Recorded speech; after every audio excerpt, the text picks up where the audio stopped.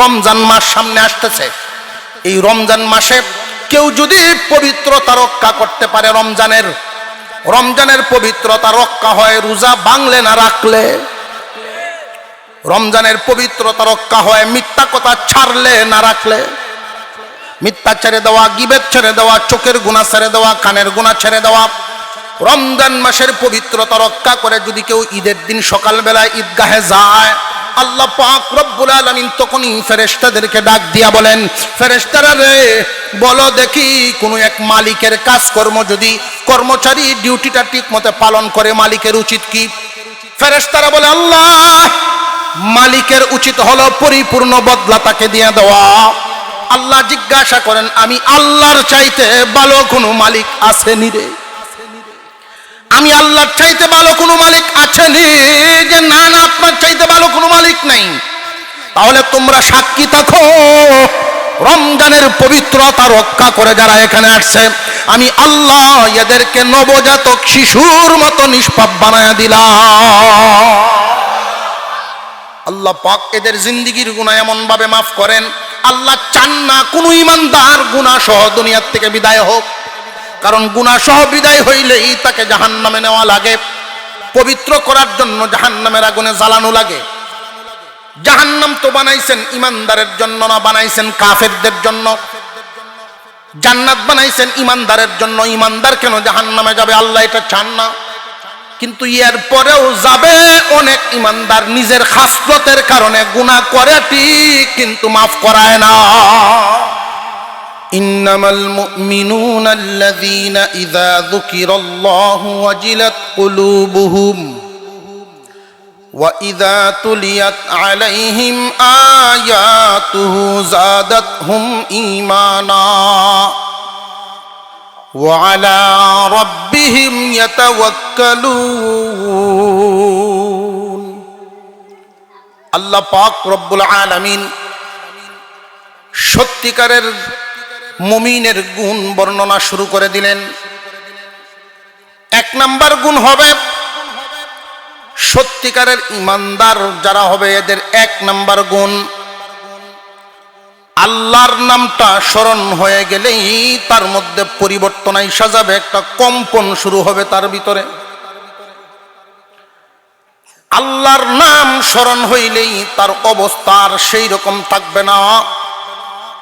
আল্লাহর নামটা শুনলেই বা স্মরণ হইলেই তার ভিতরে একটা কম্পন শুরু হবে, কম্পন। এই কম্পনের কারণে তার হালত পরিবর্তন হয়ে যাবে। হালত কেমন পরিবর্তন?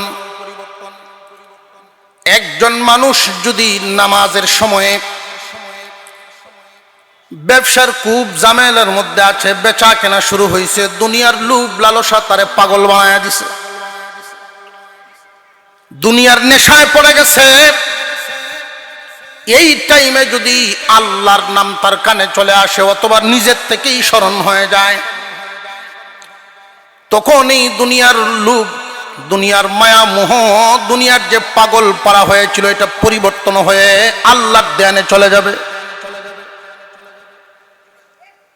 গুনাহ করতে পারে, ইচ্ছা করলে সামনে হাজির হয়ে গেছে, গুনাহটা করতে পারে, দুনিয়ার কোনো বাধা নাই, সাক্ষী নাই, মনের মজা নিতে পারে, সুযোগ শুধু অপেক্ষা করছে। যেই মাত্র গুনাহটা করতে যাবে তখনই যদি আল্লাহর কথা স্মরণ হয়ে যায়, তখন যেইভাবে যাইতেছিল যাওয়াটা পরিবর্তন হয়ে যাবে। আল্লাহর নাম স্মরণ হয়ে গেলে তার ভিতরে একটা কম্পন তৈরি হয়। একজন মুমিন যখন গুনাহ করতে যায়, যারা ইমানদার, এই পৃথিবীর জমিনের কোনো সাক্ষী নাই, কিন্তু আল্লাহ দেখেন না, দেখেন না, এই কথাটা যখন স্মরণ হয় আল্লাহ দেখতেছেন, তখন সত্যিকারের ইমানদারের পরিচয় হলো পরিবর্তন এসে যাবে। গুনার কাজটা আর করতে পারবে না, অবশ্যই তার মধ্যে পরিবর্তন চলে আসবে কম্পনের কারণে। এই গুণটা যার মধ্যে আছে শুকর আদায় করবেন, যার মধ্যে নাই আল্লাহর মুহাব্বত দিলের ভিতরে আনার চেষ্টা করেন। আল্লাহ পাক রব্বুল আলামিন সত্যিকারের ইমানদার গুণী মুমিনের এক নাম্বার গুণটা বলেন ওয়াজিলাত কুলুবুহুম, ভিতরে কম্পন, ভীত সন্ত্রস্ত হয়ে কম্পন শুরু হবে। দুনিয়ার জমিনে ভয় হলো দুই প্রকার। লক্ষ্য করে দেখবেন, কুকুরে যদি আপনার দিকে দাউ দাউ করে আসতে থাকে, দেয়ে আসতে থাকে, সাপ বাঘ এই জাতীয় প্রাণীর সামনে পড়লে ভয় লাগেনি না লাগে না? পক্ষান্তরে উস্তাদের সামনে পড়লে, পীরের সামনে পড়লে, কোনো একজন মানুষ যদি সিগারেট টানতে থাকে, সিগারেট এমনি তাকায় দেখে তার চাষা আইতাছে, সিগারেটটা কি রাখে না ফেলায় দেয়? পরিবর্তন হয়েছে তার মধ্যে। কেন? উস্তাদ বা পীর বা চাষার সম্মানের কারণে। ঠিক তেমনি ভাবে আল্লাহ পাক রব্বুল আলামিনের মহব্বতটা তোমার দিলের ভিতরে এমন থাকা চাই। আল্লাহ যেমন দয়ালু এমন কিন্তু কঠোর। তোমার মালিকের মহব্বত দিলের ভিতরে এমন থাকা চাই যে আমার আল্লাহ দেখতেছেন, আল্লাহকে দেখায় আমি এই গুনার কাজটা কেমনে করি। যাদের দিলের ভিতরে এমন গুণ আনতে পারে যে আল্লাহর নামটা শুনলেই, আল্লাহর কথা স্মরণ হইলে আল্লাহর মহব্বতটা দিলের ভিতরে এই পরিমাণ থাকা চাই। স্ত্রীর মহব্বত আছে, ভালো কথা, সন্তানের মহব্বত আছে, বন্ধু বান্ধবের মহব্বত আছে, এমনকি নিজের জীবনের তো একটা মহব্বত আছে। সব চাইতে আল্লাহর মহব্বত সবচেয়ে বেশি থাকা লাগবে। হযরত আলী রাদিয়াল্লাহু তাআলা আনহু ঘরের ভিতরে গেলেন, ফাতেমা রাদিয়াল্লাহু আনহা জ্বরে আক্রান্ত, কোনো কিছুই খান নাই, ক্ষুধার্ত অবস্থায় বিছানায় পড়ে আছেন। আবদার করলেন, স্বামী হে, পারেন যদি আমাকে একটা ফল খাওয়ান। পকেটে তেমন পয়সা ছিল না, যেই পয়সাটা ছিল একটা ফল কিনা যাইব। জলদি বাজারে চলে গেলেন, গিয়ে একটা আনার কিনলেন। আনার, এই এক আনার নিয়েই উনি আসতেছিলেন। আল্লাহ পাক রব্বুল আলামিন ফেরেশতা পাঠায় দিলেন হযরত আলীর ঈমান পরীক্ষার জন্য। ঈমানদারের কোন পর্যায়ে আছেন উনি? ওই ফেরেশতা ভিক্ষুকের বেশে হযরত আলী রাদিয়াল্লাহু আনহুর সামনে হাজির। সামনে হাজির হয়ে উনি বলতেছেন, আমি ক্ষুধার্ত, 3 দিন যাবত কোনো কিছু খাই না, আমাকে একটু সাহায্য করেন, খাদ্য থাকলে, কোনো কিছু খাবার থাকলে দেন। হযরত আলীর কাছে খাবার জাতীয় আছেটা কি? একটা ফল। আপনি জানেন আপনার ঘরে কিচ্ছু নাই, এই একটা ফলেই আপনার বিবিরে দিবেন। এই টাইমে যদি কোনো ফকির ভিক্ষা চায়, আপনার মাথা ঠিক থাকবো? উনি দিতে চায় না। আপনি তো এই সময় বলে ফেলবেন যে তোর চোখটি ঠিক কর, তোর চোখ দোষ, আনার দেখছস, তোর কিদা লেগে আসছে। কিন্তু হযরত আলী বলেন, আমার কাছে একটা আনারই আছে, এটা আমার বিবির জন্য কিনছি। এমনি ফকিরে বলে, আমার আল্লাহর হস্তে দাও।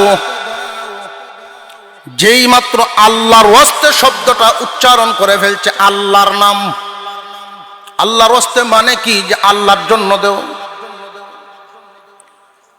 বিবির মহব্বত উদাও হয়ে গেছে আল্লাহর নাম শোনার পরে।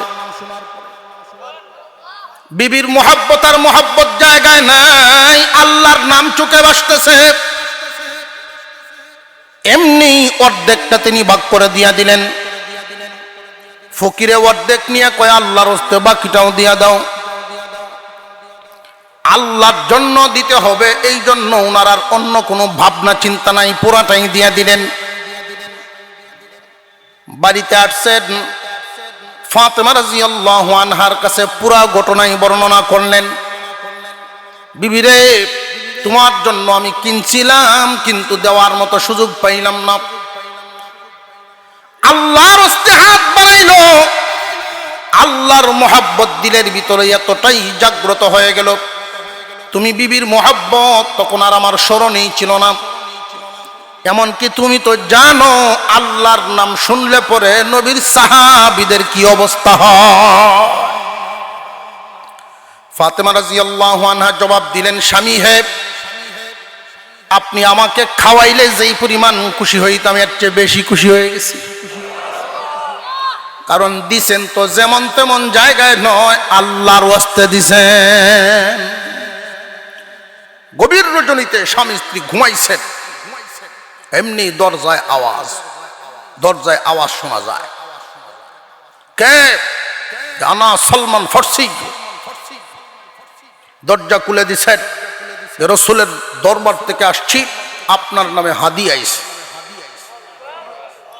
কি হাদিয়া? যে আপনার নামে 1 পুটলা আনার আল্লাহর পক্ষ থেকে জিবরাইল আমিন দিয়া গেছেন, রাসূল আমার কাছে দিয়ে দিছেন, নেন পুটলা আপনার জন্য। আর একটু জোরে কর না সুবহানাল্লাহ। এই পুটলাটা উনি হাতে নিলেন, নিয়ে গোনা শুরু করছেন। গন্যা পাইছেন 9টা আনার। কয়টা? 9টা। এই আনারের পুটলা উনি সলমান ফার্সির হাতে দিয়ে দিছেন, এটা নিয়ে যান, এটা আমার না। যে কেন? যে আমি জানি আল্লাহর রাস্তায় একটা দিলে আল্লাহ 10টা দেন। আল্লাহ গরিবও না, বখিলও না। আল্লাহ যদি গরিব হইতেন না 1-2টা কম মানতাম, অথবা বখিল যদি হইতেন যে লেখায় টিখি দেয় না, এমনও আছে না নাই? আমার মসজিদে আমি একদিন জুম্মাত বয়ান করছি, মসজিদের ছাদের কাজ করতো একটা 7 তলায়। তো একজনে 1 লাখ লেখাইছে, হইল এইবার টাকাটা দেয় না। তো মসজিদের সভাপতি যিনি বলছেন যে হুজুর আপনি যদি কইতেন তো দেয়া দিত। আমার রুমে তারা ডাকায় নিয়ে কইছে, আপনি দেন না কেন, লেখাইছেন? কয় হুজুর আপনার ফইলের ওয়াশটার দিন যেমন লাগছে ওখানে এইরকম লাগে না। ওয়াজটা শোনার সময় মনের যে অবস্থাটা হয়েছে ওখন এমন আর লাগে না। আল্লাহ তো বখিল না, লেখাইবেন দিতেন না, ওয়াদা দিছেন দিতেন না, এরকম তো না। আল্লাহ বলছেন আল্লাহর রাস্তায় 1 দিলে আল্লাহ 10 দেন। তুমি 9টা নিয়ে আইসো, এই ফুটলা আমার না। সলমান ফার্সি বলেন, আলী ফুটলা 10টাই আসছিল, একটা আমার পকেটে রেখে দিছি। তুমি যে এত শক্ত ইমানদার, এত কঠিন বিশ্বাস তোমার দিলের ভিতরে, আমরা বিশ্বাস যেমন নরবর, আল্লাহর পক্ষ থেকে ভাইও এরকম নরবর। আল্লাহ আমরা খাওয়াইব ঠিক, এই কথা মুখে স্বীকার করি যতটুকুন, বিশ্বাস এতটুকু করি না। যে আল্লাহ খাওয়াইব, আল্লাহ ফালবো, এই কথাটা যদি বিশ্বাস পুরাপুরি করতাম তাহলে মুমিন মুসলমান সুদ খাওয়ার কথা না। মুমিন মুসলমানের তকদিরে যা আছে তাই হবে, এই কথাটা যদি বিশ্বাস করত তাহলে অন্যের মাল ওজনে কম দিয়া চুরি করার কথা না। তার যদি পুরাপুরি বিশ্বাসটা এমন থাকতো, আমরার অবস্থা হয়েছে ইমানদার ঠিকই, আমরার কাজকর্ম এরকম, ফেরেশতাও মনে হয় কলম লয়ে বইতে থাকে, কিতা লিখতাম বাউ পাইতাছি না। পল্লী বিদ্যুতের কাজ করে, আমি একদিন একটা মিটারের জন্য আবেদন করছি, তো আমার কাছে তো আর সুযোগ পাইতেছে না। তো আমার ড্রাইভার গেছে, তার কাছে গিয়া বলছে যে এটা একটু দিয়া দেন। কিছু খরচপাতি তো আছে, যাই দিবেন দেলান, জমাতের টাইমে হইতেছে, নামাজের জমাতের টাইম হইতেছে, যাই দিবেন দেলান। এই টাকাটা পকেটে নিয়ে আবার নামাজের জমাতেও গিয়ে কারইছে। আমি গাড়ির বইয়ের দৃশ্য দেখতেছি, তার যে লো আর সুরটটা, মনে মনে কই আল্লাহ, ফেরেশতা কি লিখবো, কলম লইয়া তো দাঁড়ায় থাকবো, কিতা লিখতাম বা হইতেছি না। আমরার কাজকর্ম দেখিয়া শয়তানেও আসে। 3 বছর 4 বছর হয়ে যায়, জায়গা বিক্রি করছে, দলিল করে দেয় না। আছে না নাই? আল্লাহর ভয় ভিতরে থাকলে এই অবস্থা হইতো, দেয় না। কয়েকদিন তারা সাব রেজিস্ট্রার অফিসে নিছে, দলিল টলিল লেখা হয়, বাউসা হয়েছে, দেখে হ্যাঁ নাই, ঘুরে আইসে আবার। কি ভাই আপনি গেলেন, আবার আয়া বললেন, কহারে তোরে তো কই আইতাম মনে নাই, এই মুহূর্তে ফোন আইছে আমার বেআইন হাসপাতালও, তো তোর জায়গা বড় না আমার বেআইন বড়।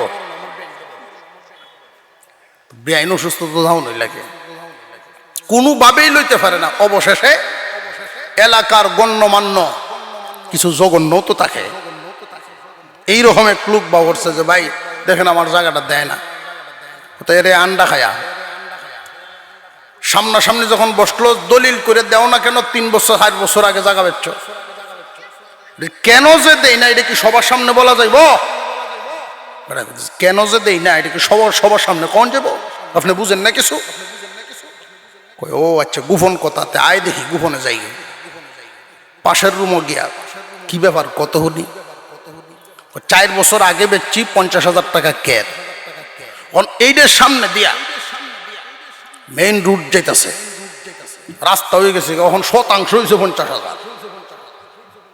আপনি কোন আমি কেমনে দলিল করে দিতাম? বেচস্ত দিতে হইব না, কি করণ লাগবো এটা কর, টাকা কিছু বাড়ায় লইয়ে দিলেন, আমি দিলাই তোরে যে আমি বাড়ায় লইয়ে দিতাম, আমার লাভটা কিতা? কথা হলে আপনার লাভ সহ লইয়ে দিন। আমরা মুসলমান, আমরা মুসলমান না, বরং যারা বালা মানুষ এদের চাইতেও দাবি করি শক্ত ইমানদার। যে নামাজ পড়ে হের চাইতেও আমি খাঁটি ইমানদার।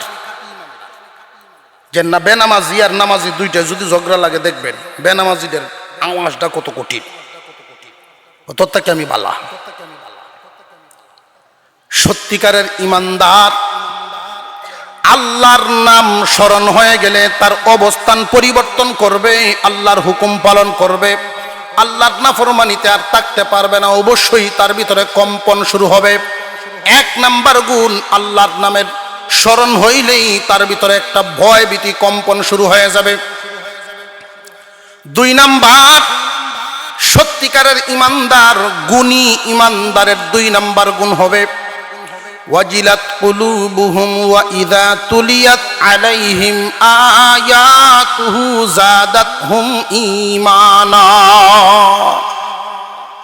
কুরআনুল কারীমের তিলাওয়াত শুনলে তার ঈমান বাড়বে, ঈমান বাড়বে, ঈমান বাড়বে। আল্লাহর কালামের তিলাওয়াত শুনলে তার ঈমান বাড়বে। 2 নাম্বার গুণের অধিকারী এটা, 2 নাম্বার গুণ। প্রশ্ন হলো ঈমান বাড়ে না কমে এটা কেমনে বুঝতাম? ঈমান তো দেখা যায় না, হাতেও ধরা যায় না, বাড়ে না কমনে কেমনে বুঝতাম? মুফাসসিরিনে কেরাম বলেন যদি কোরআন তিলাওয়াত শুনলে তোমার ভালো লাগে বুঝবা তোমার ঈমান বাড়ে। কুরআনুল কারীমের তিলাওয়াত শুনতে যদি তোমার ভালো লাগে বুঝবা তোমার ঈমান বাড়ে। তোমার দিলকে তুমি জিজ্ঞাসা করো, তোমার অবস্থাকে তুমি পর্যবেক্ষণ করো, কুরআনের তিলাওয়াত শুনতে কি তোমার বেশি ভালো লাগে নাকি গান শুনতে বেশি টেস্ট লাগে? যদি দেখা যায় যে না কোরআন শুনতে বেশি ভালো লাগে বুঝবা 2 নাম্বার গুণ তোমার মধ্যে আছে। যদি না থাকে তাড়াতাড়ি আনো, নইলে গুণী ইমানদার হতে পারবে না। যুগে যুগে কুরআনুল কারীম নাজিল হওয়ার থেকে নিয়ে শুরু করে এই পর্যন্ত একদল মানুষ কোরআনের পক্ষের আর একদল মানুষ কোরআনের বিপক্ষের আছে না নাই? এখনো পর্যন্ত আছে, কিয়ামত পর্যন্ত থাকবে। সত্যিকারের ইমানদার যারা হবে তারা কোরআনের পক্ষের থাকবে, কুরআনুল কারীমকে হৃদয়ে লালন করবে, কোরআনকে মহব্বত করবে। যারা কোরআন পড়ায় এদেরকে মহব্বত করবে, কোরআনের সাথে সম্পর্ক রাখবে। সত্যিকারের ইমানদারের 2 নাম্বার গুণ, কুরআনুল কারীমের তিলাওয়াত শুনলে তার ভালো লাগে। 3 নাম্বার গুণ হলো আল্লাহ পাক রব্বুল আলামিন বলেন ওয়া আলা রাব্বিহিম ইয়াতাওয়াক্কালুন। সত্যিকারের ইমানদারের 3 নাম্বার গুণ হলো আল্লাহর উপরে ভরসা করবে। আল্লাহর উপরে ভরসাটার 2-1টা কথা না বললে বুঝবেন না কেমনে করা লাগে ভরসা। সত্যিকারের ইমানদার যেই ব্যক্তিটা হবে তার সাথে আলোচনা করলে আপনি বুঝতে পারবেন সে কোন ধরনের ইমানদার, নামের ইমানদার নাকি গুণের ইমানদার আপনি বুঝতে পারবেন। যদি জিজ্ঞাসা করা হয় আপনি কেমনে চলেন, প্রথমেই তার উত্তর আসবে যে আল্লাহ চালায়। আল্লাহ পাক রব্বুল আলামিন আমাদেরকে চালান, এতে কোনো সন্দেহ আছে নাকি? সবকিছুর ব্যবস্থাকারী কে? সত্যিকারের ইমানদার স্বীকার করবে যে আমার আল্লাহ চালায়, তবে ব্যবসার উসিলায়। আল্লাহ আমাকে চালান, একটা ছেলে বিদেশে আছে তার উসিলায়। আল্লাহ আমাকে চালান চাকরির উসিলায়। সবকিছু দেন কে? এই কথাটা সর্বপ্রথম তার দিলের ভিতরে আসবে। আল্লাহর উপরে ভরসার অর্থ হলো এটা। আপনি ঢাকায় যাবেন গাড়ির মাধ্যমে, তবে দিলের ভিতরে থাকবে যে আমার আল্লাহ নেওয়াইবেন গাড়ির উসিলায়। মাধ্যম হবে একটা বস্তু, কিন্তু করবেন যিনি মালিক হলেন আল্লাহর প্রতি ভরসা রাখবেন। সর্ব অবস্থায় আল্লাহর উপরে ভরসা। 2 নাম্বার কথা হলো, খুব মনোযোগ দিয়ে শুনে রাখবেন, যেই ব্যক্তি সর্বহালতে আল্লাহর প্রতি ভরসা রাখে ওই মানুষটার যদি লাভবান হয় আল্লাহর প্রশংসা যেইভাবে আসবে। ক্ষতিগ্রস্ত হয়ে গেলেও সবর দিলের ভিতরে আসবে যে আল্লাহ যা ভালো মনে করেছেন তাই তো করেছেন। লাভবান হইলে শুধু শুকরিয়া আদায় করবে, আর ক্ষতিগ্রস্ত হয়ে গেলে অধৈর্য হবে। বিষয়টা এমন নয়। সত্যিকারের ইমানদার সর্বহালতে আল্লাহর উপরে ভরসা রাখবে। সত্যিকারের ইমানদার 1 নাম্বার গুণ বললাম, আল্লাহর কথা স্মরণ হইলেই ভিতরে কম্পন শুরু হবে। 2 নাম্বার কুরআনুল কারীমের তিলাওয়াত শুনলে তার ঈমান বাড়বে। 3 নাম্বার সর্বহালতে আল্লাহর উপরে ভরসা করবে। হাজী ইমদাদুল্লাহ মুহাজির মক্কি রাহমাতুল্লাহি আলাইহি সফররত অবস্থায় ছিলেন। ওনার ব্যাগটা হারায় গেছে। খাদেমে যখন সংবাদ জানাইলেন, শুইনা বলেন আলহামদুলিল্লাহ। খালি লাভবান হইলেই যে আল্লাহর শুকরিয়া, বিষয়টা এমন না। সর্বহালতেই আল্লাহর প্রতি সন্তুষ্ট থাকবো। পাশের ক্ষেতে দান বেশি হয়েছে, আমারটা কম হয়েছে, এই জন্য কি আল্লাহর প্রতি গুসাহন যাব? তাহলে ইমান রইল। বেশিরভাগ মহিলা মা বোনদের কাছে এই দুষ্টা আছে, দেখবেন মনের মতো না হইলে আল্লাহরে পর্যন্ত গালি দেয়।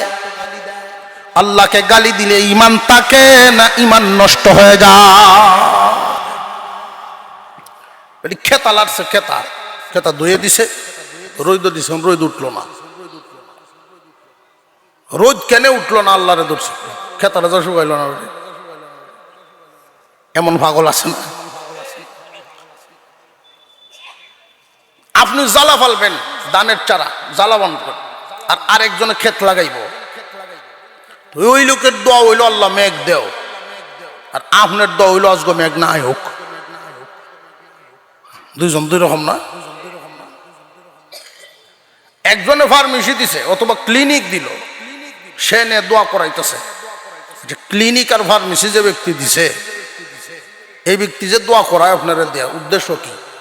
বালা চলতো, বালা চলার গুরিত কি? মানুষ অসুখ বেশি হোক, তার উদ্দেশ্য হইল অসুখ বিসুখ মানুষের যত বেশি হইব, ফার্মেসি আর ক্লিনিকের ব্যবসা তত ভালো হইব। জোরে কন। এখানেও কে দোয়াটা আপনি কিতা করবেন? আল্লাহ মানুষের অসুখ বিসুখ বাড়ায় দিও, এটা কখন যাব? দুনিয়ার গতিতে চলবে, বান্দা আল্লাহর প্রতি সর্বহালতে সন্তুষ্ট থাকবে। এটাই আল্লাহর চাওয়া বান্দার প্রতি। 3টা গুণ বললাম। 4 নাম্বার গুণ, আল্লাযীনা ইউকিমুনাস সালাহ। 4র্থ নাম্বার গুণটা, নামাজ কায়েম করবে। সত্যিকারের ইমানদার যারা, তারা নামাজ কায়েম করবে। নামাজ কায়েমের অর্থটা বুঝায় দেওয়া দরকার, নইলে অনেক মানুষ প্রশ্ন করে যে নামাজ তো পড়ার কথা আল্লাহ বলেন নাই, নামাজ কায়েমের কথা কইছে। এই মাসলা দিয়া আবার এই ওয়াজও করে একটা নামাজ একটা রোজা আদম যাতে ভরলে সারে।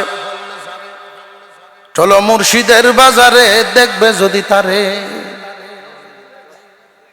আছে না নাই? আর একটু জোরে কর।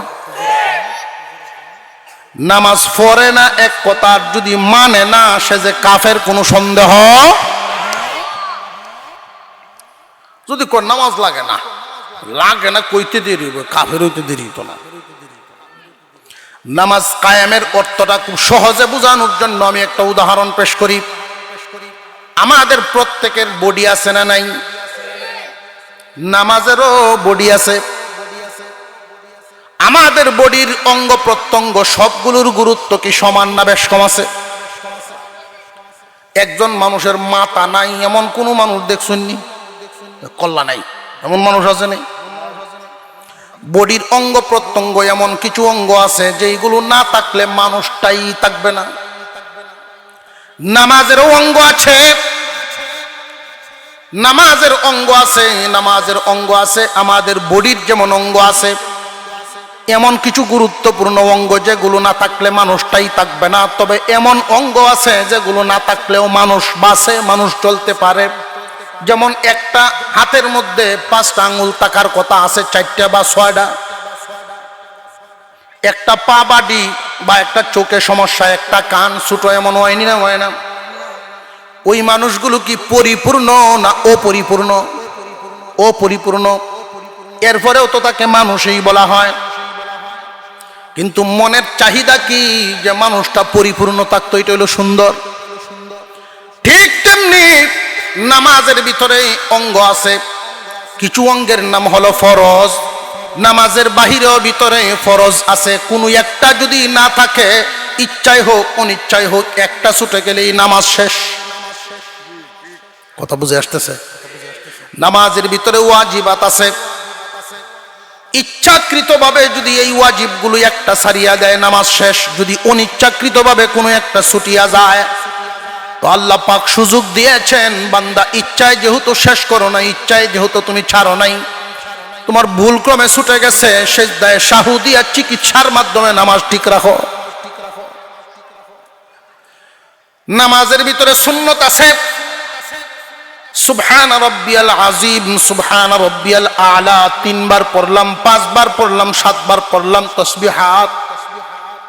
কোন মানুষ যদি একবার পড়ে অথবা পড়লো না তাসবিহ, তার নামাজটা নষ্ট হবে না, নামাজ হবে কিন্তু অপরিপূর্ণ। যেমন কান নাই, চোখ নাই, আঙ্গুল নাই, এরকম। কথা বুঝে আসতেছে আপনাদের? আল্লাহ পাক রব্বুল আলামিন বলেন, আল্লাযীনা ইউকিমুনাস সালাহ। সত্যিকারের ঈমানদার নামাজ কায়েম করবে। কায়েমের অর্থ হলো নামাজকে পরিপূর্ণভাবে প্রতিষ্ঠিত করবে। কোনো একটা অঙ্গ নষ্ট হয় নামাজ এমন থাকবে না তার। সত্যিকারের ঈমানদারের নামাজটা হবে পরিপূর্ণ। সেজদা সেজদার মতো হবে, রুকু রুকুর মতো হবে, তাসবিহ তাসবির মতো হবে। নামাজ শুধু নামে নামাজ পড়বে বিষয়টা এমন নয়। সত্যিকারের ঈমানদার আল্লাহর সামনে দাঁড়ায়া নামাজকে পরিপূর্ণ সুন্দরভাবে নামাজ আদায় করবে। আমাদের বুজুর্গানে দিন তারা মুসল্লিদের নামাজ লক্ষ্য করতেন। যার নামাজ যত সুন্দর তার সব কাজ তত সুন্দর, এটা মনে করতেন তারা। এক বুজুর্গের খেদমতে ছিলাম, তো আমার এক সাথী ভাই, উনি ডাল দিতে গেছেন হুজুরকে। তো ডাল দিতে গিয়ে একটু তাড়াহুড়া করছে, ডাল 1 চামচ পড়ে গেছে দস্তরখানে। তো হুজুর তার দিকে তাকাইছেন, তাকায় বলছিলেন, নামাজ ঠিক করো। দস্তরখানের ডাল পড়ে গেছে, হুজুর বলছেন নামাজ ঠিক করো। তখন আমার বুঝে আসছে যে যার নামাজটা যত সুন্দর হয় তার কাজকর্ম তত সুশৃঙ্খল হয়। আপনি লক্ষ্য করবেন নামাজের মধ্যে অনেকেই রুকু থেকে দাঁড়ানো, সোজা হয়ে দাঁড়ানো, কওমা, সোজা হয়ে দাঁড়ানোটা কি? সোজা হয়ে যদি না দাঁড়ায় এর আগেই চলে যায়, নামাজ থাকে না। সোজা হয়ে না দাঁড়ায়া সোজা হয়ে দাঁড়ানোটা কাকে বলে? আপনার মেরুদণ্ডের উপরের অংশের যে হাড়, ওইটা কোমরের হাড়ের মধ্যে যেন বসতে পারে, এটাকে বলে সোজা হওয়া। হাড়টা তো বাঁকা হয়, ভাঙ্গা হয়, ওই হাড়টা সোজা হয়ে যেন বসতে পারে, তখন এটাকে দাঁড়ানো হয়। ওই হাড়ের সাথে ওইটা দেখায় হয় না, খালি কোন রকম আবার মেরে দিছে। আর সেজদা তো গিয়া মনে মুরগির টুকরায় ধান খায় যেমন ঘন ঘন মেরে দিতেছে, মনে হইতেছে প্রতিযোগিতামূলক চলতেছে, তার চাইতে আমার নামাজ বেশি গরম লাগবে। দুইজন একসাথে গেছে মসজিদে, কে কয়টা হাত পড়বো, যখন দেখছে যে না তার উঠা বসাটা একটু বেশি হইতেছে, না তাহলে তোর সাথে আর আমি কাপড় চোপড় ঠিক রেখে পারতাম না, ওটা লেমটি দিয়ে মেরে লইছে। ওইবনি নামাজকে আমরা সুন্দরভাবে আল্লাহর সামনে উপস্থাপন করার চেষ্টা করব। নামাজ কায়েম করা এর অর্থ কি? নামাজকে সুন্দরভাবে প্রতিষ্ঠিত করা। যেই ব্যক্তিটা নামাজ সুন্দরভাবে প্রতিষ্ঠিত করতে পারবে, নামাজ তার কাছে এমন হবে চোখের তৃপ্তি, মনের তৃপ্তি হয়ে যাবে। নামাজ না পড়লে তার আর ভালো লাগবে না। একজন মানুষ যখন নামাজ কায়েম করে ফেলবে, তখন তার নামাজকে খুঁজতে হবে না, আর নামাজ তারে খুঁজবো। যতক্ষণ পর্যন্ত ওয়াক্ত হয়ে গেলে নামাজটা আদায় না হয়, মনের ভিতরে প্রশান্তি আসবে না। নামাজ না পড়ে ঘুমাইলে ঘুমে ধরবে না, নামাজ না পড়া পর্যন্ত মনে শান্তি আসবে না। যুবক ভাইয়েরা মনোযোগের সাথে শুনবেন, জীবন গড়ার সময় হলো এখন। লক্ষ্য করবেন জীবনের শেষ আমলটা কি? আপনি কি নামাজটা পড়ে মরলেন নাকি নামাজ না পড়ে মরলেন? জীবনের সর্বশেষ আমলটা কি? আপনি যদি রাত 2টায় মারা যান, এশার নামাজ পড়ে মরছেন নাকি না পড়ে মরছেন, ওইটা কিন্তু হিসাবের ব্যাপার। এই জন্য বলা হয়ে থাকে, তোমার দ্বারাই কোনো গুনার কাজ যদি হয়ে যায়, সাথে সাথে আস্তাগফিরুল্লাহ পড়ো, আবার কোনো একটা নেক কাজ করে ফেলো, যেন তোমার আমল নামার লিখিত সর্বশেষ আমলটা নেকি লিখা থাকে। নামাজ কায়েম করা এটা কয় নাম্বার গুণ বললাম? 4 নাম্বার। 5 নাম্বার গুণ আল্লাহ বলেন, ওয়া মিম্মা রাযাকনাহুম ইউনফিকুন। আল্লাহর দেওয়া মাল থেকে আল্লাহর রাস্তায় দিবে, এটা 5 নাম্বার গুণ। আল্লাহর দেওয়া মাল, আল্লাহর দেওয়া মাল থেকে আল্লাহর রাস্তায় দেওয়াটা হলো 5 নাম্বার গুণ। এই 5 নাম্বার গুণ পাইলাম কয়টা? আল্লাহর রাস্তায় মাল, আল্লাহর দেওয়া মাল থেকে আল্লাহর রাস্তায় দেওয়ার ব্যাপারটা নিয়ে আলোচনা করলে একটু লম্বা হয়ে যায়। সংক্ষিপ্ত আকারে বলি, যাকাতের মাসালা ভিন্ন, সেটা ভিন্ন উলামায়ে কেরাম বলে দিবেন। যার উপরে যাকাত আসে তারা আলেমদের শরণাপন্ন হবেন, পরিষ্কার করে নিবেন। তবে আল্লাহর দেওয়া মাল থেকে আল্লাহর রাস্তায় যে দিবেন, প্রতি 40 ভাগের 1 ভাগ দেওয়ার চেষ্টা করবেন। আপনার মালটা প্রশান্তিতে আপনি পরিষ্কার পরিচ্ছন্নভাবে খরচ করতে পারবেন, পবিত্র মাল থাকবে, ময়লা থাকবে না। 40 মণ ধান পাইছেন, 1 মণ আল্লাহকে দিয়ে দেন, 39 মণ আপনি নেন। কারণ সার মাটি আপনি যেমন দিলেন, আল্লাহর দেওয়া সূর্যের আলো, বৃষ্টির পানির দরকার আছে না নাই? ওইগুলো যে ব্যবহার করলেন, আল্লাহকেও দেন, আল্লাহ খুশি থাকবেন, রিজিকের অভাব হইবে না। এই 5টা গুণ যার মধ্যে থাকবে, 1 নাম্বার, আল্লাহর নাম শুনলে দিলের ভিতরে কম্পন শুরু হবে, গনে গনে গনে গনে মুখস্থ করে ফেলেন। 1 নাম্বার, আল্লাহর নামটা শুনলেই ভিতরে কম্পন শুরু হবে। 2 নাম্বার, কুরআনুল কারীমের তিলাওয়াত শুনলে ঈমান বাড়বে। 3 নাম্বার, সর্বহালতে আল্লাহর উপরে ভরসা করা, অর্থাৎ আল্লাহর ফয়সালায় বান্দা সন্তুষ্ট। আল্লাহ যা ভালো মনে করেছেন তাই করেছেন, আমি খুশি আছি। 3 নাম্বার গেল। 4 নাম্বার, নামাজ কায়েম করা। 5 নাম্বারে আল্লাহর দেওয়া মাল থেকে আল্লাহর রাস্তায় দেওয়া। এই 5টা গুণ যাদের মধ্যে আসবে, আল্লাহ পাক রব্বুল আলামিন ঘোষণা দেন, উলাইকা হুমুল মুমিনুনা হাক্কা।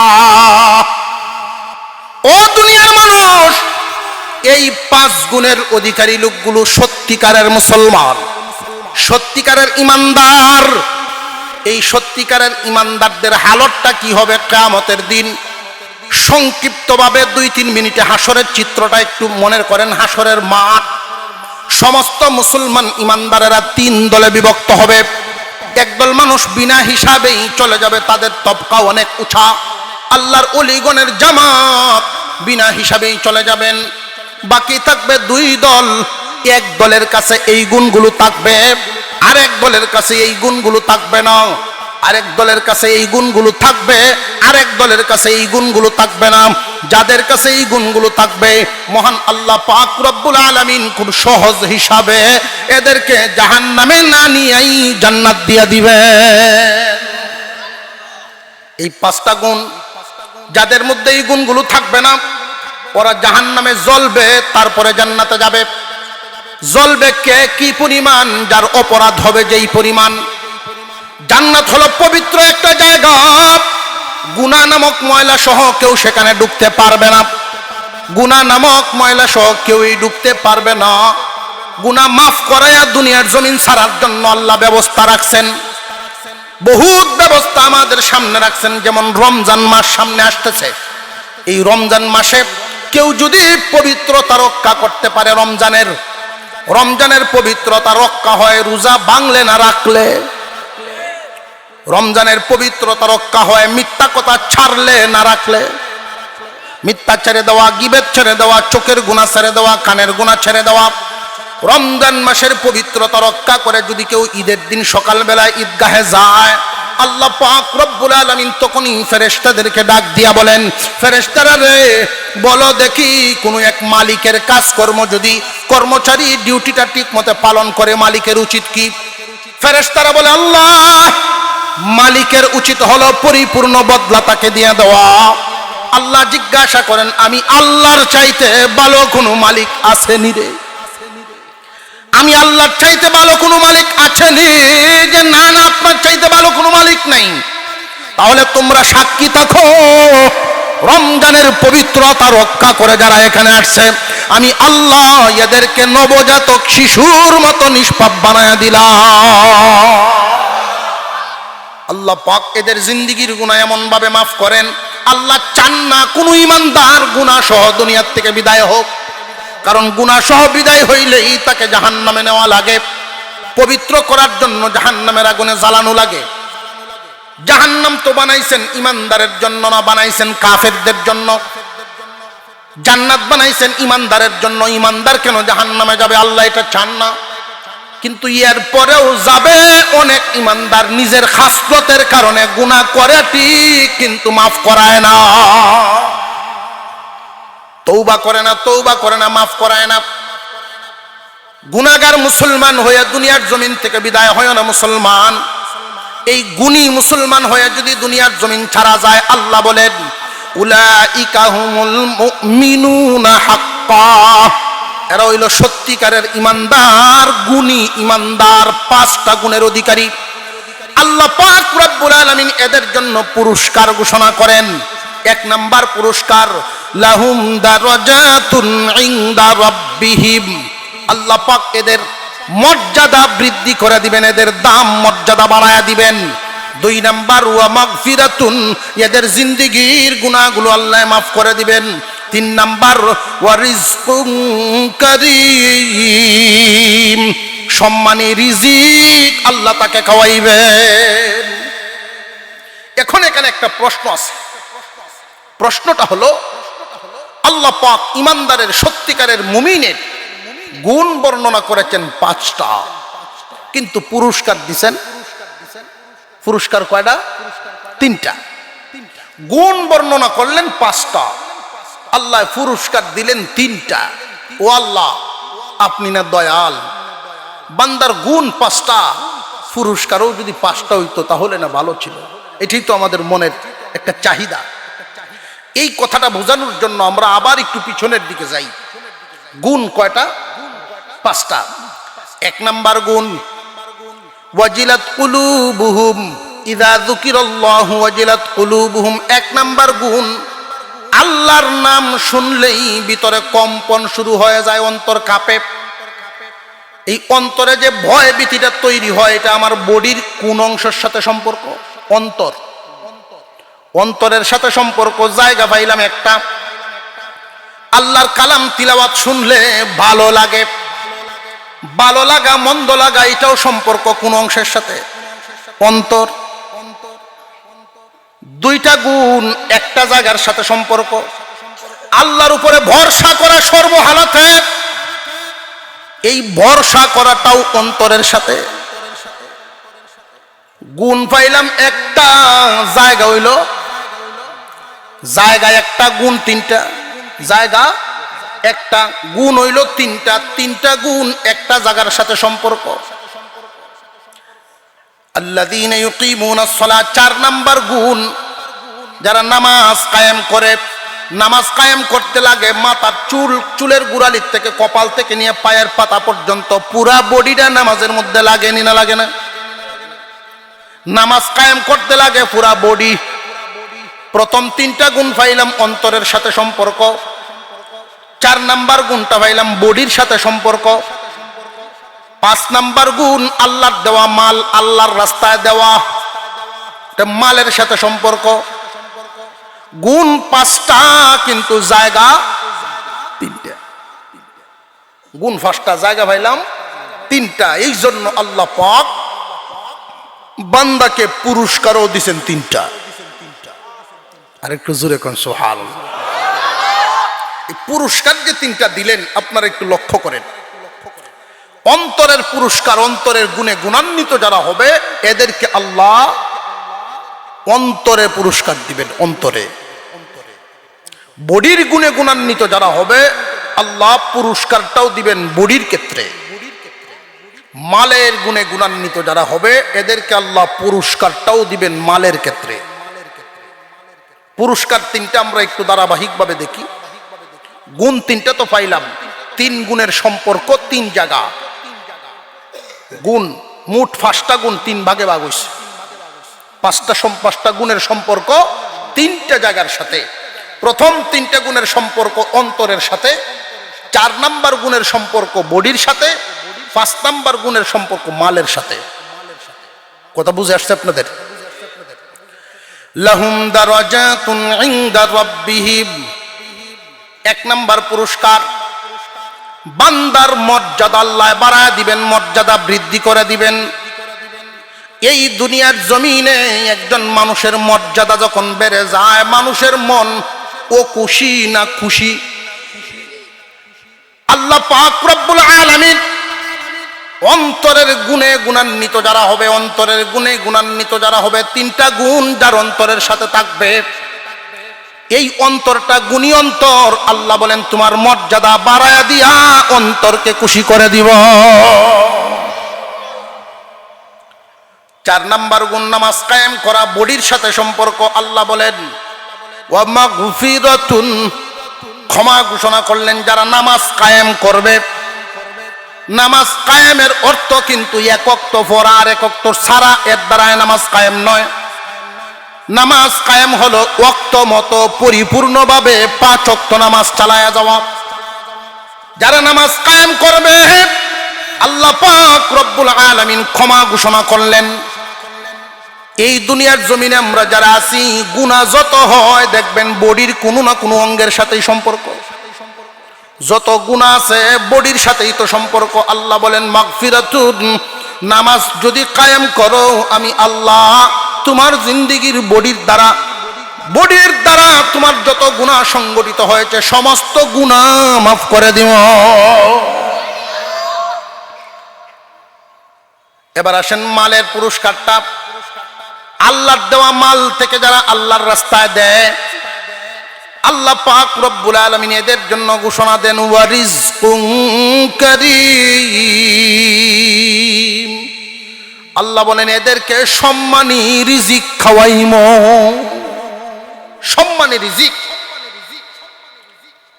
প্রতি মাসে 3 লাখ টাকা ইনকাম করে, কিন্তু সুদের, এটাকে সম্মানী না অসম্মানী? প্রতি মাসে 10 লাখ টাকা ঘুষের কামাইতে পারে, সম্মানী না অসম্মানী? ফুতের বইতে ভাত দেয়, বুড়া মানুষ বিছানায় পড়ে আছে, ভাত দেওয়ার সময় সম্মান নাই, চোখের দৃষ্টিটাই অন্যরকম, কপালের চামড়া কুচ করিয়া দেয়, ঝাড়ি দিয়া দেয়, এটাকে সম্মানী হলো না অসম্মানী? যারা এই গুণগুলো অর্জন করবেন, আল্লাহ মরার আগ পর্যন্ত সম্মানী রিজিক খাওয়ায় নিবেন। মানুষের মনের মধ্যে আপনার একটা শ্রদ্ধা তৈরি করে দিবেন। এলাকায় কোনো একটা নতুন গাছের ফলটা ইচ্ছা করে বলবেন, অমুক মানুষটারে আমি খাওয়াইতাম, মনে চায়, সম্মানী রিজিক আল্লাহ খাওয়াইবেন মরার আগ পর্যন্ত। কার কথা এটা? আল্লাহর কথা। সম্মানী রিজিক খাওয়াইবেন, হালাল রিজিক, পবিত্র রিজিক খাওয়ায় নিবেন। মহান মৌলাই করিম 5 গুণে অধিকারী, 5 গুণে গুণান্বিত ইমানদারকে আল্লাহ পাক রব্বুল আলামিন, মহান আল্লাহ পাক রব্বুল আলামিন 5 গুণের অধিকারী মানুষকে সম্মানী রিজিক খাওয়াইবেন, গুনাহ মাফ করে দিবেন, তার ইজ্জত মর্যাদা বৃদ্ধি করে দিবেন। আল্লাহর দেওয়া মর্যাদা আর নিজেদের অর্জিত মর্যাদা অনেক বেশ কম। নিজেদের কামাই করা মর্যাদা, মনে করেন ইলেকশন করে 1 কোটি টাকা কামায়া চেয়ারের মর্যাদা পাইল, তো এই মর্যাদা আর আল্লাহর দেওয়া মর্যাদার মধ্যে বেশ কমটা দেখেন। চেয়ারম্যান যে ব্যক্তি হয়, বেশিরভাগ ক্ষেত্রে এমন, সামনে সালাম আলী, পিছন দিয়ে গালি, মাসনা নাই? বেশিরভাগ ক্ষেত্রে খুব কম মানুষই আছেন যারা খুব কষ্ট করে, যুদ্ধ করে, নিজের মনের সাথে যুদ্ধ, পরিস্থিতির সাথে মোকাবেলা করে চলতে পারে, তারা সুনাম অর্জন করতে পারে। খুব কম মানুষ। বেশিরভাগ ক্ষেত্রেই নিজের অর্জিত সেই চেয়ার সম্মানে পরিপূর্ণ সম্মান থাকে না। আল্লাহর দেওয়া যেই মর্যাদা, এই গুণের অধিকারী মানুষগুলোকে যারা দেয়, আল্লাহর দেওয়া মর্যাদা অধিকারী মানুষটা সামনে থাকলেও সম্মান, সামনে না থাকলেও সম্মান, দুনিয়াতে থাকতেও সম্মান, দুনিয়াতে বিদায় হয়ে গেলেও সম্মান। গাজীনগরী শেখ সাহেবের সম্মান এখনো আছে না নাই? মানুষ নাই, কিন্তু গুণ নিয়ে চলে গেছেন, এই গুণ থাকার কারণে এখনো সম্মান। আল্লাহর দেওয়া মর্যাদা নিজের উপার্জিত মর্যাদার মধ্যে অনেক বেশ কম, অনেক বেশ কম। সর্বশেষ কথা, একটা কথা বলিয়া দেই, ইমানদার তকদিরের উপরে আল্লাহর প্রতি যদি পরিপূর্ণ ভরসা থাকে, তাহলে কেন আপনি এ লাইন ও লাইন, ওইদিক ওইদিক ছুটাছুটি করবেন? ভাগ্যে যদি না থাকে আপনি খাইতে পারবেন না। হারামে কোনোদিন আরাম থাকে না, হারামে আরাম থাকে না। আমরা তো মনে করি কামাইতে পারলেই কোন রকম,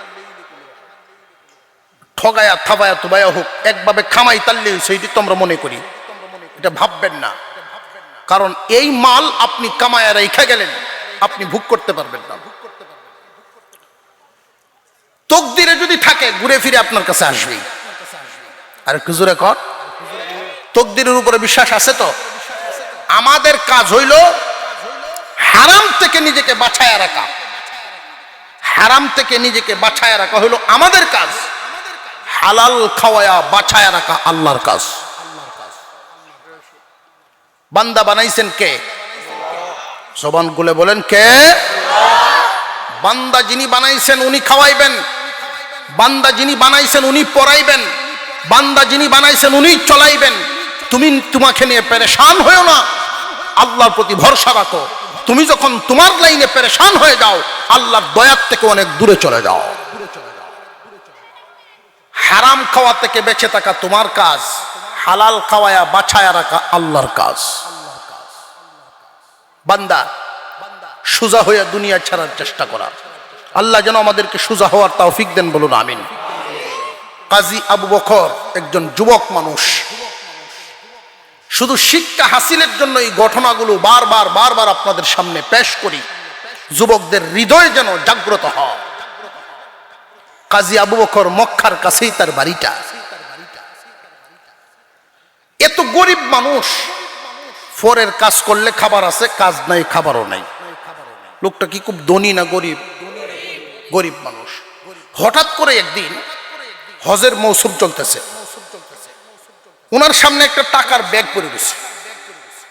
এই টাকার ব্যাগটা হাতে নিছেন, আল্লাহু আকবার। আপনি আমার সামনে পড়লে মাসলা একটা বাইর করলাম না, আমি যে কষ্ট বিষ্ট করে চলি, আল্লাহ বুধ বাউ করিয়ে দিছে, মাসলা বাইর করে নিলাম। কিন্তু কাজী আবু বকর এই গুণী মুসলমান, গুণী মুমিন, ইমানের মহাব্বত, আল্লাহর মহাব্বত, আল্লাহর উপরে ভরসা, যার দিলটা, যার অন্তরটা এমন হবে পরের মালের প্রতি কোনো লোভ থাকবে না। ব্যাগটা হাতে নিয়ে খুলে দেখেন স্বর্ণ অলংকার, স্বর্ণের কিছু অলংকার, স্বর্ণের টাকা, গুরুত্বপূর্ণ কাগজ এটার ভিতরে। হাতে নিছেন তো দায়িত্ব আইসা গেছে, খুঁজাখুঁজি শুরু করলেন, খুঁজাখুঁজি শুরু করলেন, মালিক তালাশ করেন, এক এক তাবুর সামনে যায়। কেউ কি এরকম ব্যাগ হারাইছেন কোনো হাজী সাহেব? কেউ স্বীকার করে না, কারণ আগের দিনের হাজী সাহেব আর ওহনের হাজী সাহেব বেশ কম আছে না। আগে যারা হজে যাইতেন আমরা লক্ষ্য করছি, ছোটবেলায় দেখতাম সারা এলাকার মানুষ মিছিল দিয়ে লয়ে যেত, আর এখন টেরেই হয় না কে কই দেওয়া যায়, বুঝা চুরি উড়ে যাইতেছে।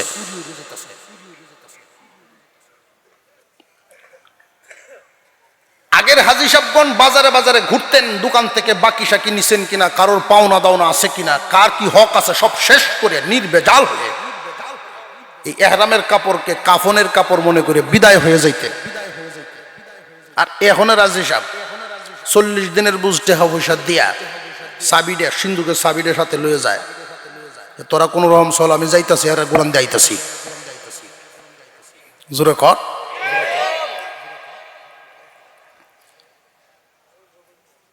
ভাবটা তো এরকম, খুঁজতেছে, কোনো মালিক পায় না, মালিক পায় না, কেউ স্বীকার করে না। এইভাবে একদিন চলে গেল, 2 দিন চলে গেল, তার তো নিজের খাবার দাবার নাই, কাজ নাই, খাবার খাইব কই? পেট পিট একসাথে লাগিয়ে যাইতেছে, পায়ে পায়ে বাড়ি লাগে ক্ষুধার কারণে। 3য় দিন কাজী আবু বকরের সামনে একজন মুরব্বী মানুষ উঁচা আওয়াজে বলতেছেন, এলোমেলো চুল। ওই লোকটাও ব্যাগ তালাশ করতেছে মানুষের ভিড়ের মধ্যে, বলে, ও মুহাম্মাদের দেশের মানুষ, আমার ব্যাগটা পায়া থাকলে তো তোমরা লুকাইবার কথা না, তোমরা মুহাম্মাদের দেশের মানুষ। কাজী আবু বকর লোকটার সামনে গিয়া বলে, মুরব্বী, কি হারাইছেন আপনি বিবরণ দেন, আপনার ব্যাগের বিবরণটা দেন। বিবরণ দিলেন, হুবহু মিলে গেল, নেন আপনার ব্যাগ। কাজী আবু বকরের চেহারার দিকে মুরব্বী মানুষ তাকায় আছেন, জিজ্ঞাসা করেছেন, আচ্ছা তুমি জানোনি? কেন জানবো না, মুখ খুলে তো দেখেছি, স্বর্ণ অলংকার, স্বর্ণের টাকা পয়সা, কাগজ। রে যুবক, তোমার ভিতরে কি স্বর্ণের কোনো লোভ নাই? টাকা পয়সার লোভ নাই? হ্যাঁ আছে, হালাল পথে আছে, আপনার পরের মালের প্রতি লোভ আমার নাই, আমরা মুহাম্মাদের দেশের মানুষ।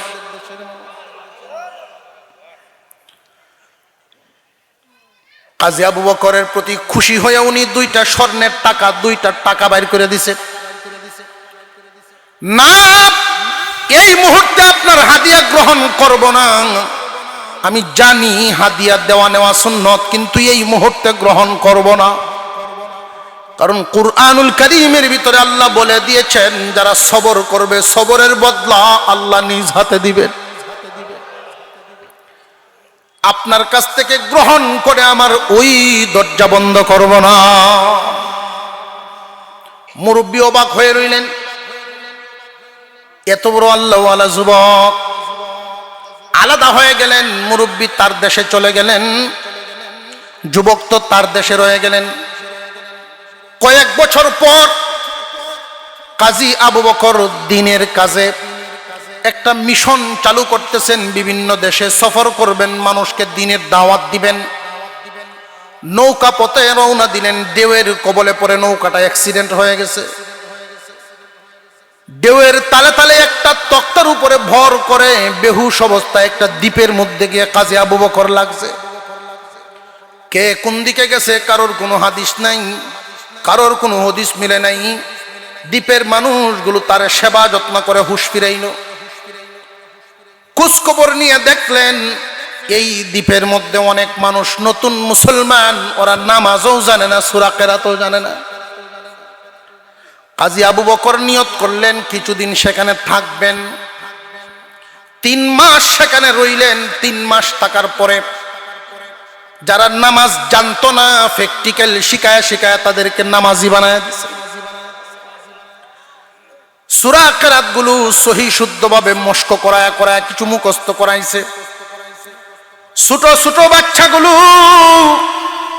সকাল হয়ে গেলেই মার বিছানা ছেড়ে দিয়া মক্তবে চলে যায়। এই দৃশ্যটা এলাকার মুরব্বীদেরকে খুব সজাগ করে দিল। মুরব্বীরা আলোচনা শুরু করলো, লো আমরা একটা কাজ করি, এই যুবককে যদি আমাদের এই দ্বীপে রাইখা দিতে পারি অনেক ফায়দা হবে। কেমনে রাখবা? যে তার সাথে আলোচনা করি সে কি থাকবে কিনা, ভালো পরিবার দেখে একটা বিবাহ পড়াইয়া দেই। তার সাথে আলোচনা করলো, সে একটা শর্ত দিয়ে দিলেন। কাজী আবু বকর বলছেন, আমারও আপনজন বলতে মক্কায় কেউ নাই, আপনজন বলতে আমার দেশে কেউ নাই। দিনদার মেয়ে যদি পান তাহলে দেখেন। মুরব্বীরা সারা দ্বীপ তালাশ করে দেখেন একটা পরিবার তো আছে, দিনদার পরিবার। এই পরিবারের মেয়েটাও অনেকদিন আগের থেকেই যোগ্য হয়ে আছে, দিনদার স্বামীর অভাবে সেও বিয়ে বসে না। মুরব্বীদের উপস্থিতিতে মিল হয়ে গেল।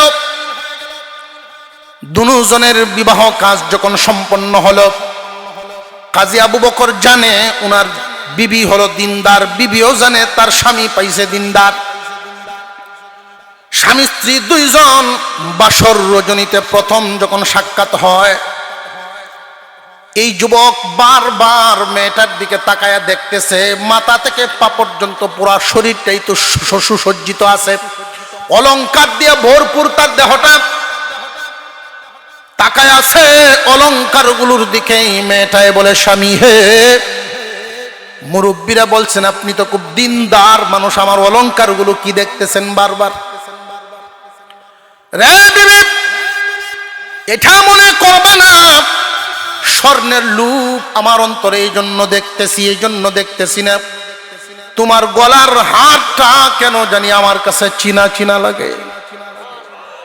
এই হারটা তুমি কই পাইছো? কে তোমারে কিনে দিছে? তুমি আমার একটু বলো। এমনি মেয়েটা কান্না শুরু করে দিছে, হাউমাউ করে কান্না শুরু করে দিছে। ও স্বামী, আজ থেকে কয়েক বছর আগে আমার আব্বা হজ করতে মক্কায় গেছিলেন। ওইখানে তিনি আমার জন্য এটা কিনছিলেন, ব্যাগ সহ হারায় ফেলছিলেন। মক্কা নগরীর আল্লাহর একজন ওলি যুবক এই ব্যাগটা পাইয়া 3 দিন পরে আব্বার হাতে দিছেন, বিনিময়ে কোনো হাদিয়া পর্যন্ত নেন নাই। এমন কোনো দিন নাই আমার আব্বা যতদিন জিন্দা ছিলেন, এমন কোনো দিন নাই যুবকের জন্য আব্বা দোয়া করতেন না। মাঝে মাঝে আব্বা বলতেন, মারে তোর দিনদারি চলাফেরা দেইকা আমার মনে হয় মক্কা যদি আমার কাছে হইতো, ওই আল্লাহওয়ালা যুবক রে আইনা তোরে তার হাতে আমি উঠাইয়া দিতাম। মেয়েটা হাউমাউ করে কান্দে আর কথা বলে, চোখের পানি মুছতেছে। হঠাৎ তাকায় দেখে কাজী আবু বকরের চোখ থেকে গড়গড় করে পানি পড়তেছে। স্বামী, আপনি কেন কান্দেন, কারণ কি? কাজী আবু বকর বলেন, বিবি রে, কুরআনুল কারীমের আয়াত মনে হয়ে গেছে। আল্লাহ যে কোরআনে বলছেন, ইন্নামা ইউওয়াফাস সাবিরুনা আজরাহুম বিগাইরি হিসাব। সবরকারীকে আল্লাহ এমন বদলা দিবেন হিসাব ছাড়া, কল্পনা ছাড়া। মহান আল্লাহ আমাকে এমন বদলা দিবেন, কল্পনাও করি নাই এমন বদলা আল্লাহ আমাকে দিবেন। রে বিবি, মক্কার সেই ওলি যুবক, তুমি যার কথা তুমি বলতেছো, ওই যুবক আর কেউ নয়, আমি কাজী আবু বকর। আল্লাহ দিতে পারেন না? পারেন না? বান্দায় শুধু তার নীতি ঠিক রেখে চলবে, আল্লাহ তাকে তার প্রয়োজন অনুযায়ী দিয়ে দিবেন। যার তকদিরে যা আছে আল্লাহ পরিপূর্ণভাবে বান্দাকে দিয়ে দিবেন। আল্লাহ পাক রব্বুল আলামিন যেন আমাদেরকে আমলের তৌফিক দেন, বলুন আমিন।